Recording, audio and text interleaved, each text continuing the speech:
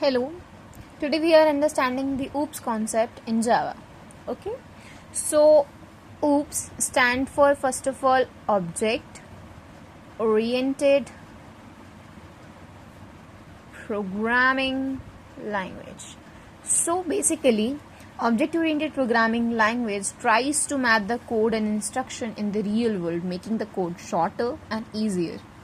Okay, so basic term that we need to remember is this makes our code easier first of all, as well as shorter.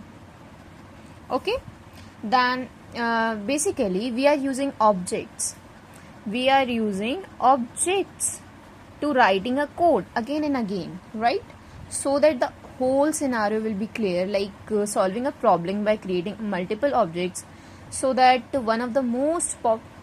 basically this approach is one of the most popular approach in programming. This is called the object oriented programming. Before moving further, I would like to have your attention here. Dry. What is dry basically? Because we need to understand this. Dry stands for do not repeat. Do not repeat yourself. Why? Because if we are repeating our code again and again, then this is not the good approach. This is just a redundancy approach. So we need to remember that we are always using dry. So this is why we are creating the objects, so that objects are called out by our methods and the interfaces, so that we do not need to write code again and again. So yeah, okay. So by moving further, I would love to introduce you.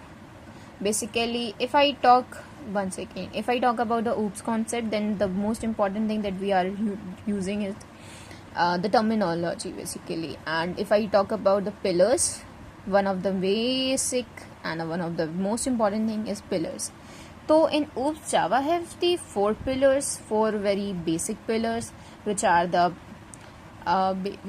very basic and the very base of the whole terminology in the Java. So first one is, you need to remember it very carefully, because these are the very important ones that you are facing in your interviews and as well as your other examinations. First is abstraction. We'll talk about this later. First we know the names. Okay, so abstraction. Second one is encapsulation. So encapsulation, yeah, I know the big spelling. Then come in picture is inheritance, and the last one is polymorphism. Okay, we'll learn about each and every one by one. So first of all, we are talking about the abstraction. What is abstraction? The basic concept, that what is it and how it is important for you. So what is it? So basically, if I talk about directly, like hiding internal details. So when we are hiding internal details of something, that is called abstraction. How can we understand this? So the basic example that we can understand by real time is that we are using phone. Like this is a phone.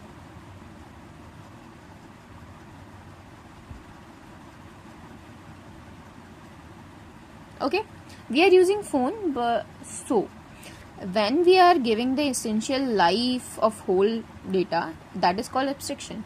But when we are using phone, we are doing every task without even knowing that what is going on in the backward side, right? So using a phone without bothering about how it was made is known as abstraction. So I can say this, that using a phone without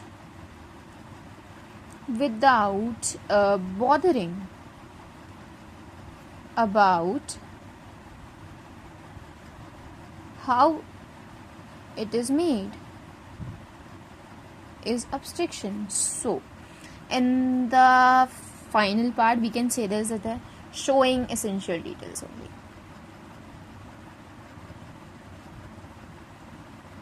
right? We can say that this is the whole part of the scenario, that they're showing internal details only.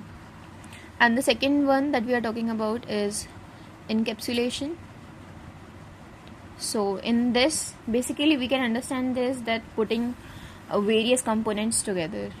We can say this, that putting various components together. Like we can understand, we can understand this as I talk about example, like we are using laptops, right? In laptop we have a Wi-Fi connection, Wi-Fi, Bluetooth, and so many more, like speaker also, storage, right? We are using multiple facilities at a one. So we can say this, that in encapsulation we are putting various components together, as an example of laptop as well as our phones, right? Then the next part is inheritance. Inheritance, basically it is about the act of driving new things from the previous ones, right, or the existing ones. So basically we can say this as driving new things from existing ones.